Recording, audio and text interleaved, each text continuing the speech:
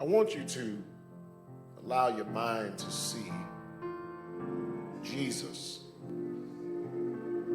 with his 12 disciples doing what they had done before, going somewhere to have a meal. This meal was different because this meal symbolized the death, the suffering, the body, blood of Jesus the Christ. And in this Maundy Thursday text, we see Jesus, 42 generation descendant of the psalmist, as the epitome of this illustration.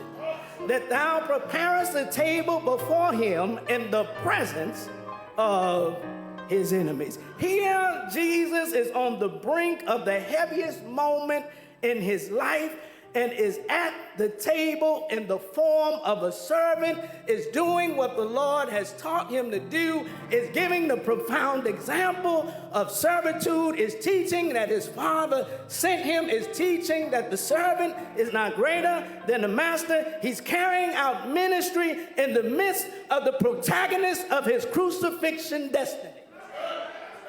He's doing this in the middle of the one that will be the reason why he'll hang on Calvary's cross.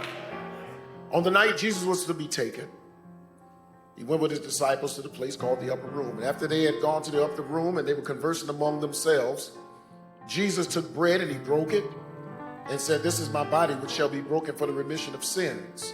As often as you eat of this bread, you identify with my death and suffering till I come again." And likewise, he took the cup, the Holy Grail. He lifted it and said, "This is the blood of the new covenant. As often as you drink from this cup, you identify with the blood of the new covenant and my death until I come again." Jesus must have known that. He was keenly aware of who Judas was. He makes that clear, and he's keenly aware. I oftentimes say this at Liberty Jakes: Jesus is gangster. Jesus knew who Judas was, and he says, "I'm gonna tell y'all who it is. See that joker there that I just shared this bread with? Is him." Then he looks over, because he's gangster, y'all. He's gangster. He said, "Now do what you gotta do. I ain't here to argue with you. I ain't here to change your mind. I want you to try it and see God show up." Now, because this is Maundy Thursday, we're going to strip the table and prepare the table for what the world will never understand, why we call it Good Friday. In other words, he's saying God's going to use this knucklehead to bring some salvation.